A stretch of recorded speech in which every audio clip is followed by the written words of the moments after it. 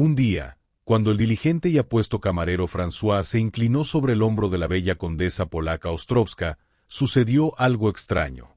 Solo duró un segundo y no fue un estremecimiento o un sobresalto, un temblor o una emoción. Y sin embargo, fue uno de esos segundos que abarcan miles de horas y de días llenos de júbilo y tormento, como el vigor vehemente de los grandes y fragorosos robles con todas sus ramas que se mecen y sus copas que se inclinan, está contenido en un solo granito de semilla. En ese segundo no sucedió nada visible. François, el dúctil camarero del gran hotel de la Riviera, se inclinó aún más, para presentar con mayor comodidad la fuente al cuchillo indeciso de la condesa. Pero su rostro descansó ese momento a pocos centímetros de las ondas dulcemente rizadas y perfumadas de su cabeza, y, cuando instintivamente alzó la mirada devota, sus ojos turbados vieron la suave y luminosa línea blanca con la que su cuello surgía de esa marea oscura y se perdía en el vestido rojo oscuro abullonado. Una llamarada color púrpura lo invadió, y el cuchillo vibró suavemente en la fuente, presa de un imperceptible temblor.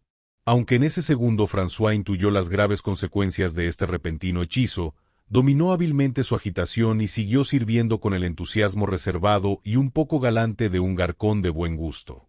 Alargó la fuente con movimiento medido al acompañante habitual de la condesa, un aristócrata maduro dotado de una imperturbable elegancia, que relataba cosas indiferentes con entonación refinadamente acentuada y en un francés cristalino. Luego se apartó de la mesa sin alterar su mirada y su gesto. Estos minutos fueron el comienzo de un estado de ensueño muy extraño y ferviente, de un sentimiento tan impetuoso y exaltado que apenas le corresponde el término grave y noble de amor. Era ese amor, de fidelidad canina y desprovisto de deseos, que los seres humanos generalmente no experimentan en la flor de su vida, que solo sienten las personas muy jóvenes o muy ancianas. Un amor sin reflexión, que solo sueña y no piensa. Olvidó por completo ese injusto, y sin embargo, inalterable desprecio que incluso personas inteligentes y circunspectas manifiestan hacia seres humanos que visten el frac de camarero. No especuló sobre posibilidades y casualidades, sino que aumentó en su sangre esa extraña inclinación hasta que su profundidad escapó a toda burla y crítica. Su ternura no era la de las miradas secretamente alusivas y al acecho, la temeridad de los gestos atrevidos que de repente se desata, la pasión sin sentido de labios sedientos y manos temblorosas. Era una aplicación silenciosa, un prevalecer de aquellos pequeños servicios que son tanto más excelsos y sagrados en su modestia, cuanto que permanecen a sabiendas ocultos. Después de la cena, alisaba las arrugas del mantel delante de la silla de la condesa, con dedos tan tiernos y dulces, como quien acaricia las manos queridas y plácidas de una mujer, colocaba las cosas en su proximidad con simetría devota, como si las dispusiera para una fiesta. Con el mayor cuidado llevaba las copas que habían tocado sus labios a su estrecha y poco aireada buhardilla, y de noche las dejaba relucir a la luz perlada de la luna como si fueran joyas preciosas. Constantemente era, desde cualquier rincón, el secreto observador de sus movimientos y actividades. Bebía sus palabras como quien paladea lascivamente un vino dulce y de perfume embriagador. Y recogía las palabras y las órdenes, ávido como los niños la rápida pelota en el juego. Así su alma embelesada introdujo en su pobre e indiferente vida un brillo cambiante y opulento. Nunca se le ocurrió la sabia necesidad de trasponer todo el episodio a las palabras frías y destructivas de la realidad, de que el miserable camarero François amaba a una condesa exótica y eternamente inalcanzable. Porque él no la sentía como realidad, sino como algo excelso, muy lejano, que bastaba con su reflejo de la vida. Amaba el imperioso orgullo de sus órdenes, el ángulo dominante de sus cejas negras que casi se tocaban, el pliegue indómito alrededor de la boca fina, la gracia segura de sus gestos. La sumisión le parecía a François algo natural, y sentía como dicha la proximidad humillante del servicio modesto, porque gracias a ella podía entrar tan a menudo en el círculo seductor que rodeaba a su amada. Así despertó de repente en la vida de un hombre sencillo un sueño, como una flor de jardín noble y cuidadosamente criada, que florece en una carretera donde el polvo de los caminantes ahoga todos los brotes.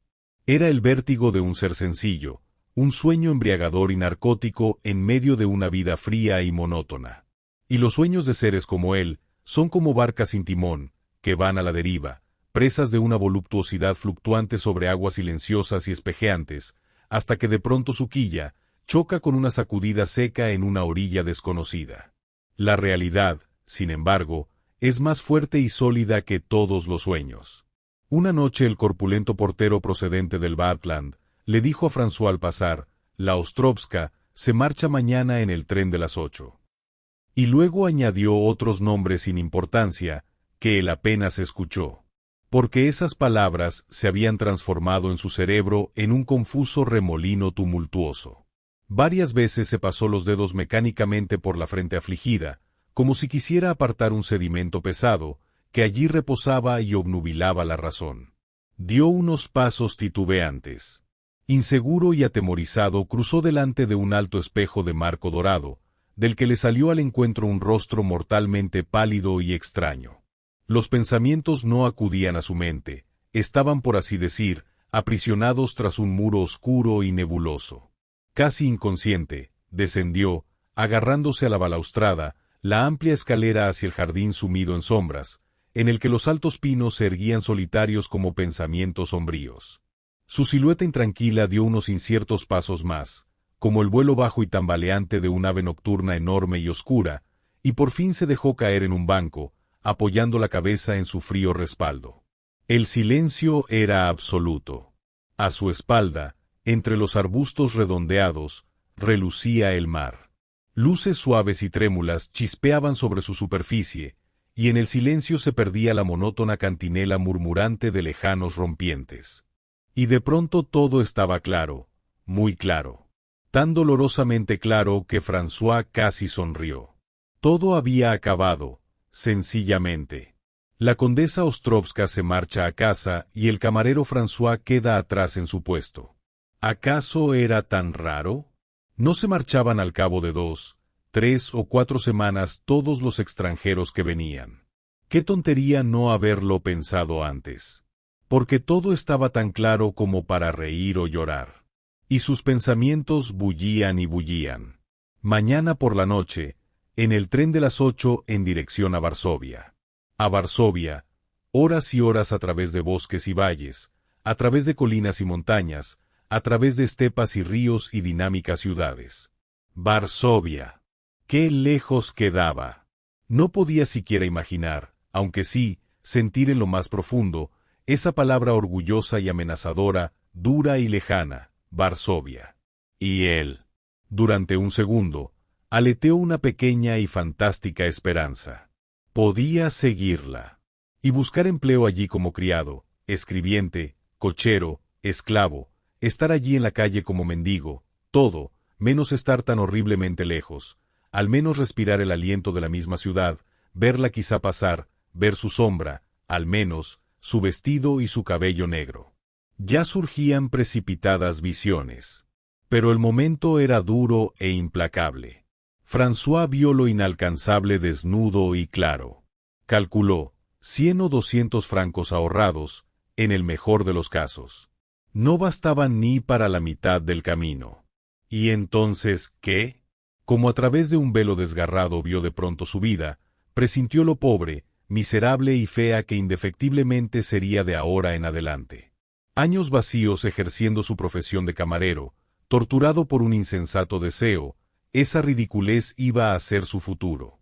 Lo recorrió un escalofrío. Y de pronto todas las cadenas de pensamientos confluyeron arrebatadas e imparables. Había únicamente una posibilidad. Las copas de los árboles se mecían en una brisa apenas perceptible. La noche oscura y negra se alzaba amenazadora ante él. Entonces se alzó, seguro y sereno, del banco y se dirigió por la grava crujiente hacia el gran edificio que dormía en blanco silencio. Debajo de una de sus ventanas hizo un alto. Estaba ciega y sin un signo brillante de luz en el que se hubiera podido encender el deseo soñador. Ahora su sangre circulaba con latidos tranquilos, y se alejó como alguien al que ya nada confunde y engaña. En su cuarto se echó sin agitación alguna sobre la cama y durmió con un sueño denso y sin imágenes hasta la señal matutina del despertar. Al día siguiente, su comportamiento se ciñó por completo a los límites de la deliberación meticulosamente definida y de la calma forzada. Con fría indiferencia cumplió con sus obligaciones, y sus gestos tenían una seguridad tan absoluta y tan despreocupada, que nadie hubiera imaginado detrás de la máscara falaz la amarga decisión. Poco antes de la hora de la cena, acudió con sus pequeños ahorros a la floristería más selecta, y compró flores exquisitas que en su espléndido colorido le sugerían palabras, tulipanes del color del oro fogoso, que eran como la pasión, crisantemos blancos de amplia corola, como sueños luminosos y exóticos, finas orquídeas, las imágenes estilizadas del deseo, y unas soberbias rosas embriagadoras. Y luego compró un valioso jarrón de cristal con destellos opalescentes.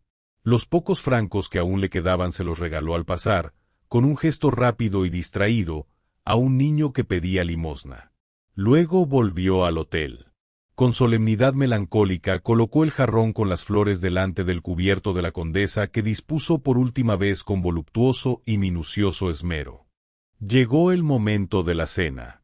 François sirvió la mesa como siempre, reservado, silencioso y competente, sin alzar los ojos. Solo al final envolvió la silueta cimbreante y orgullosa de la condesa con una mirada infinita, que ella no percibió. Nunca le había parecido tan bella como en esta mirada última y libre de todo deseo. Luego se apartó con serenidad de la mesa, sin gesto alguno de despedida, y abandonó la sala. Como un huésped ante él, que se inclinan los criados, atravesó los pasillos y descendió la elegante escalera de recepción hasta la calle. Era evidente que en ese momento dejaba atrás su pasado. Delante del hotel se detuvo un segundo, indeciso, entonces empezó a caminar, bordeando iluminadas villas y amplios jardines, siempre adelante, como un paseante ensimismado, sin saber a dónde se dirigía. Así vagó inciertamente hasta el anochecer en un estado de enajenación ensoñada. Ya no pensaba más en las cosas, ni en las pasadas ni en las inevitables. Ya no le daba vueltas a la idea de la muerte, como sin duda en los últimos momentos el suicida circunspecto sopesa en la mano el brillante y amenazador revólver de profundo ojo y lo vuelve a dejar en la mesa. Hacía tiempo que se había sentenciado a sí mismo. Por su mente solo pasaban imágenes en raudo vuelo, como golondrinas de viaje. Primero, los días de la juventud hasta aquella fatal hora de clase, cuando una estúpida aventura lo propulsó violentamente desde la perspectiva de un futuro prometedor a la confusión del mundo. Luego los viajes incesantes, las dificultades por el sueldo, los proyectos, una y otra vez fracasados, hasta que la gran oleada negra, que llamamos el destino, quebró su orgullo y lo dejó abandonado en un puesto indigno. Muchos recuerdos multicolores pasaron revoloteando por su mente. Por fin relució el suave reflejo de los últimos días en sus sueños despiertos, y de nuevo abrieron violentamente la oscura puerta de la realidad que debía traspasar. Recordó que deseaba morir en ese mismo día. Durante un rato recapacitó sobre los muchos caminos que conducen a la muerte, y comparó su respectiva amargura y su definitiva prontitud. Hasta que lo traspasó un pensamiento. En su sombría cavilación se le ocurrió un funesto símbolo. Así como la condesa había arrasado inconsciente y destructivamente su vida, así debía arrollar también su cuerpo. Ella misma lo llevaría a cabo. Ella misma consumaría su obra. Y ahora sus pensamientos se aceleraron con increíble seguridad. En algo menos de una hora, a las 8, salía el expreso que la llevaba a su encuentro. Se arrojaría debajo de sus ruedas, se dejaría destrozar por la misma fuerza arrebatadora que le arrancaba a la mujer de sus sueños. Se desangraría debajo de sus pies. Los pensamientos galopaban y se perseguían jubilosos. François ya conocía el lugar. Más arriba, al borde del bosque, donde las copas frondosas de los árboles oscurecían la última vista sobre la cercana bahía. Miró el reloj. Los segundos y los latidos de su sangre casi marcaban el mismo ritmo. Era hora de ponerse en camino. Y ahora, de repente, sus pasos cansinos se volvieron elásticos y decididos, con ese ritmo duro y precipitado que el sueño mata en su avance. Agitado se precipitó en el esplendoroso crepúsculo del anochecer meridional hacia el lugar en el que, entre lejanas colinas cubiertas de bosque, el cielo aparecía incrustado como una línea color púrpura. Y corrió hasta llegar a las vías del tren, que relucían como dos líneas plateadas y le mostraban el camino. Lo condujeron por una ruta sinuosa hacia la altura, a través de perfumados y profundos valles, cuyos velos de niebla atenuaban plateados la luz cansina de la luna. Lo condujeron ascendiendo las colinas, desde las que se veía a lo lejos que el mar vasto y nocturno refulgía con sus brillantes luces costeras. Y le mostraron por fin el profundo bosque mecido por el inquieto viento, que sumergió las vías en las sombras que se cernían. Ya era tarde cuando François llegó con respiración entrecortada a la ladera oscura del bosque. Los árboles lo rodeaban lúgubres y negros. Solo arriba, entre las copas transparentes, asomaba la luz temblorosa y pálida de la luna entre las ramas, que se quejaban cuando la ligera brisa de la noche las tomaba en sus brazos. De vez en cuando, resonaban extrañas llamadas de lejanos pájaros nocturnos en el apretado silencio. Los pensamientos se le paralizaron por completo en esa aprensiva soledad. François solo esperaba y miraba fijamente hacia allá abajo, en la curva de la primera serpentina ascendente, asomaba la luz roja del tren. De vez en cuando, consultaba nervioso el reloj y contaba los segundos. Luego volvía a prestar atención al lejano grito del tren. Pero era imaginación suya. El silencio era total. El tiempo parecía haberse congelado. Por fin brilló allá abajo la luz. En ese segundo François sintió una sacudida en el corazón, aunque no hubiera podido decir si de temor o de alegría. Con un movimiento impetuoso se tiró sobre las vías. Al principio solo sintió un instante el agradable frío de los raíles de hierro en su sien. Luego aguzó el oído. El tren aún estaba lejos. Podía tardar algunos minutos. Ahora no se oía nada, excepto el susurro de los árboles en el viento. Los pensamientos saltaban confusos. Y de pronto, uno que permaneció clavado, como una dolorosa flecha en su corazón, que él moría por ella, y que ella nunca lo sabría. Que ni la más pequeña ola de su vida encrespada había tocado la de ella. Que ella nunca sabría que una vida ajena había venerado la suya y se había destrozado contra ella. Apenas perceptible y muy lejano se oía jadear por el aire casi quieto, el golpeteo rítmico de la máquina que remontaba la pendiente. Pero el pensamiento seguía quemando con igual fuerza y atormentaba los últimos minutos del moribundo. El tren se aproximaba más y más con su estrépito metálico. Y entonces François abrió una vez más los ojos.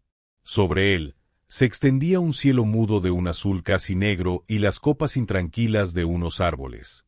Y sobre el bosque resplandecía una estrella blanca. Una estrella solitaria sobre el bosque. Los raíles empezaron a vibrar suavemente y a zumbar bajo su cabeza. Pero el pensamiento ardía como fuego en su corazón, y en la mirada que abarcaba toda la intensidad y la desesperación de su amor. Todo el deseo y esta última dolorosa pregunta se volcaron en la estrella blanca y reluciente, que miraba benignamente sobre él. El tren se aproximaba más y más. Y el moribundo envolvió una vez más con una última e inefable mirada la estrella sobre el bosque. Luego cerró los ojos. Los raíles temblaron y vibraron, la marcha estrepitosa del presuroso tren se acercaba más y el bosque resonaba como grandes y martilleantes campanas. La tierra pareció tambalearse. Aún un aturdidor chirrido, un estruendo arremolinado, luego un estridente pitido, el grito de animal asustado del silbato del tren, y la queja disonante de un freno inútil. La bella condesa Ostrovska ocupaba en el tren un compartimiento reservado. Desde el inicio del viaje leía una novela francesa, mecida suavemente por el balanceo del vagón. El aire del estrecho habitáculo era sofocante y estaba cargado del denso perfume de muchas flores a punto de marchitarse. En las magníficas cestas de despedida, los racimos de lilas blancas ya dejaban caer la cabeza, cancinas como frutas excesivamente maduras, las flores colgaban flácidas de sus tallos, y los cálices pesados y dilatados de las rosas parecían consumirse en la nube caliente de los aromas embriagadores. Un atosigante bochorno calentaba las pesadas oleadas de perfume, suspendidas perezosas, incluso en la presteza acelerada del tren. De pronto, la condesa dejó caer el libro con dedos fatigados. Ni ella misma sabía por qué. Una sensación misteriosa la invadió. Sintió una presión sorda y dolorosa. Un dolor repentino, inexplicable y angustioso se apoderó de su corazón. Creyó que iba a asfixiarse en el vaho turbador y cálido de las flores.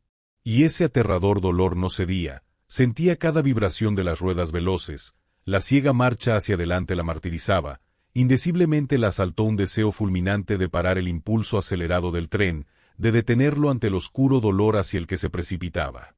Nunca en su vida había sentido su corazón atenazado por algo tan horrible, invisible y cruel como en esos segundos de dolor inconcebible y miedo inexplicable. Y esa sensación se hizo más y más acuciante, y más apretada la presión alrededor de su garganta. Como una plegaria surgió en ella, el deseo de que el tren parara. Ahí, de repente, un estridente silbato, el grito salvaje de aviso del tren y el quejido de los frenos con su lamentable chirrido. Y el ritmo ralentizado de las ruedas aladas, más y más lento, luego un tartamudeo mecánico y un golpe brusco. Con dificultad se acercó a la ventanilla para aspirar a bocanadas el aire fresco. El cristal descendió ruidosamente. Afuera siluetas negras, corriendo.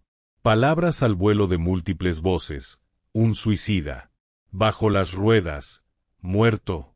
En pleno campo. La condesa se estremece. Instintivamente su mirada se alza hacia el cielo alto y silencioso, y hacia los árboles negros mecidos por el viento. Y sobre ellos una estrella solitaria sobre el bosque. La condesa siente su mirada como una lágrima refulgente.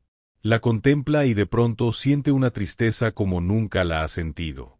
Una tristeza llena de fuego y deseo, como nunca existió en su vida. El tren reanuda lentamente su marcha. La condesa se reclina en la esquina de su butaca, y lágrimas silenciosas se deslizan por sus mejillas. La angustia sorda ha desaparecido, ya solo siente un profundo y extraño dolor, cuyo origen busca explicarse en vano. Un dolor como el que tienen los niños asustados, cuando despiertan en la noche oscura e impenetrable, y sienten que están por completo solos.